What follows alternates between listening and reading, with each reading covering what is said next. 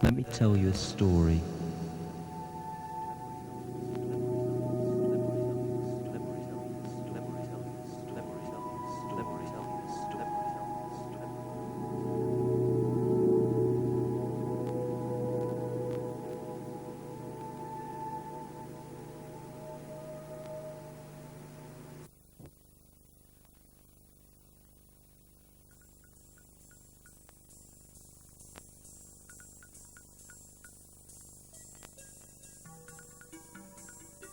The year was 1995, no, it's 1997 now. So it must have been 94.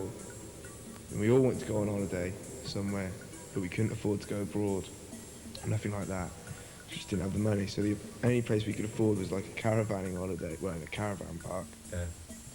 So eventually we go like in the half term, and we're booked in there for a full week. So we go up there early and we get there after a long, painful journey. We get there and our caravan is like pretty shite. It's got crappy rooms, the fire doesn't work, the kitchen's all just skanky, and it's got really bad 70s plates that are all cracked and That's just cool, been, though. yeah, but you know, they've just been used by families that, you know, Yeah. scabby families, you know, don't want to use their shit. On site, the entertainment was, they had an arcade there. They had a swimming pool that was closed because it was out of season. Really, really bad games, really old games, and those games like, you know, those life-size models of people that they stand there in the corner of the room going, "Come on, punch me and see how hard you are." Things like that. No, they're fucking sad.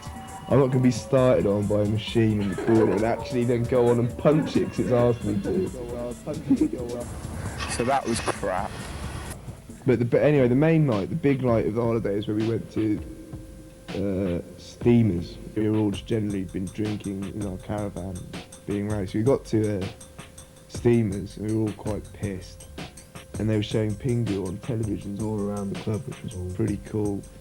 So we were there for a while, and I got separated from all my mates because I wanted a cig, and I couldn't. None of my mates had any, and nobody in the club would give me them. I must have been completely fucked. I can hardly really remember the night, so I must have been.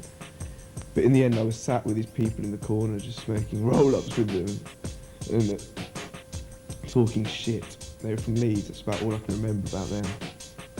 And all my other mates were on the dance floor. They were trying to mosh. They were just wanting to mosh on the dance floor and really fuck everything up. So there were 5 of them on the dance floor.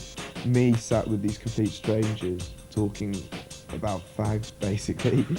And one of my friends, who was completely pissed, was asleep on the bar. So my mate Cambo's asleep on the bar. And every now and again, the barman will come up to him, see he's asleep, and just twat him on the top of the head, just like punch him away. But actually, not just tap him on the head, like punch him. So every now and again I saw this happen.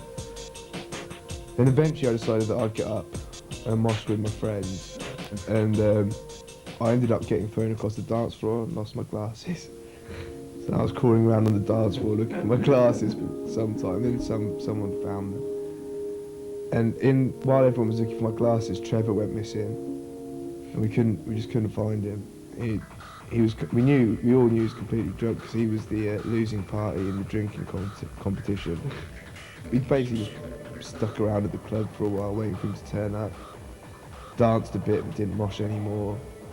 Got Cambo away from the bar, stopped him getting punched. Just waited for Trevor. And we tried to leave because we just couldn't be bothered to wait anymore. We got stopped at the door. This guy just goes, "You can't leave." I'm like, "Why can't we leave?" He goes, "Because your mate smashed up our toilet." "What do you mean, he smashed up your toilet? Which mate?" And he described Trevor, and we were like, "Oh, fuck. Are you sure?" He goes, "Yeah, because when I asked him about it, he ran out of the fire exit and jumped over a wall. 2 of my bouncers are out chasing him at the minute, and until we get him back, you're not going anywhere." So we sit around for a bit, and like the club's about to shut, and the doorman changes, so the guy we've been talking to is not there. So we see these girls leaving, so we all try and change our clothes around, try and make ourselves look different, and like swap hats and jumpers and turn coats inside out, whatever we can, put jumpers around our waists and everything. And walk out with these girls as quickly as we can. As soon as we get out, the guy that we've been talking to before sees us leave, shouts after us. So we leg it, start legging it into town, run past this taxi rank, all jump in taxis, go, go, go. We thought it was okay because we were in 2 taxis and my taxi was full. And I see in the other taxi had everybody else in it. We got back and we all got out of the taxis and Cambo was missing. Cambo eventually turns up about 10 minutes after we do. And it hitched his way back by just standing in the middle of the road till the car stopped. Then grabbing hold of the wing mirror and insisting on being driven back. So anyway, Cambo's back and he just falls straight asleep on the sofa. This guy from the caravan next door who we met early, he comes over. So we start telling him the story, and halfway through the story, these lights flash up. Sort of outside, we can see that there's a car just outside our caravan. So we look out the window and someone goes, someone shouts, Rolls Royce! And I go, oh my God. No, not a Rolls Royce, it was a Jaguar. It's a Jag! And a Sierra! So I go, oh my God. I just sit there and everyone turns the lights out. I'm like, don't turn the lights out, they're going to know that we've seen them. One of my mates has boosted it out the window and hidden in a spinney of trees. 2 of them are hiding in a cupboard in their bedroom with all their suitcases over them. And Cambo's asleep. I just sat there and I can hear these guys get out of the Jag and say, yeah, this is the one. And I'm just sat there thinking, oh no. And then the door gets kicked in and I just shit it. Then this guy walks in large as life, about 6 foot tall, just looks every part your dodgy East End gangster. He's like Dirty Den. He was just reminding me of Dirty Den.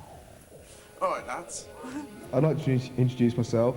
I am the owner of the nightclub with the toilets which your mate has smashed. This is my friend. He said he's a copper, but he's not a very nice copper. So we're like, oh, brilliant, it's getting better. He nods over to the guy that coshed the table. This is my cousin. He runs the bouncers for every club in Newquay. So I'm just like, right. So I've got the 3 worst people in Newquay sat in my living room with me. Nice one.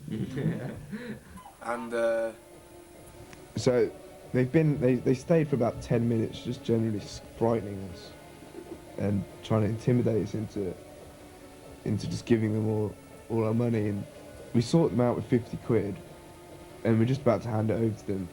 And they say, oh no, we'll wait for your mate a little bit longer because if he comes back, we're going to get a lot more money. It's been about half an hour, 3/4 of an hour of them being here now. And so one of my mates who was hidden in the spinney of trees, he thinks they've gone. So he comes in, and these guys just look at him and say, you one of these, are you? He's like, yeah. He goes, right, put the kettle on, we want a cup of tea.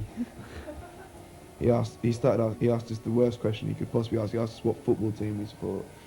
So he goes around the circle and asks us all, and we've got a Chelsea fan, West Ham fan. I support Oxford, but obviously I'm not going to say that in case he gives me any stick. So I just play it safe and just say Man United, much as that hurt.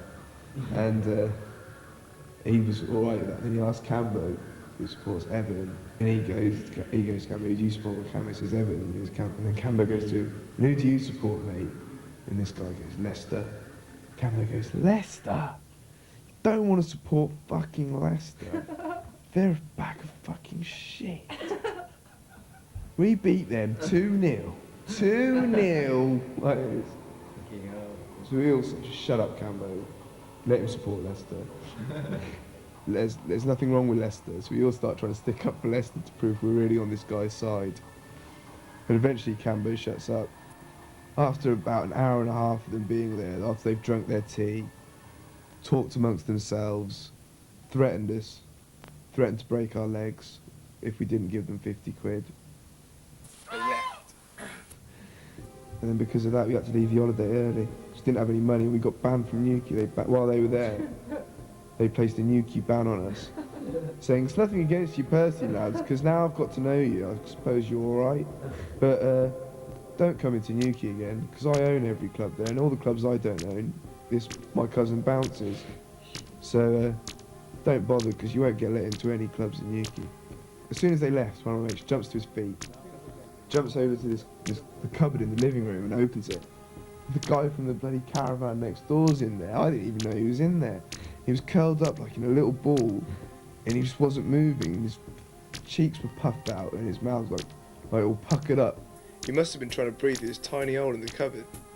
Or like where there'd been a handle before, because the handle was out. He was trying to breathe out the hole, but the handle had been screwed in. And he had all these coat hangers above him, right? And he couldn't move, because if he moved them, they'd all jingle and jangle, and they'd just yank him out, beat him. And the guys in the caravan next door, the next morning, a few of them left, like straight away, like, first thing in the morning. So I said, "Why are you leaving?" And they said, "Oh, we got beaten up last night." I go, "Where?" I go, "In our caravan. These guys came around looking for someone that smashed up their club." We thought they were some little kids pissing around, so we went out with a metal pole, shouting, "Come on then, you fuckers." Then he said, "I got thrown against the wall, headbutted, punched, kicked on the floor, thrown back in my caravan." And as soon as he said that, I noticed that he had a big black eye, a cut on his forehead, and his lip was fat. It was quite bad. It was all our fault, and we didn't get a kick in at all.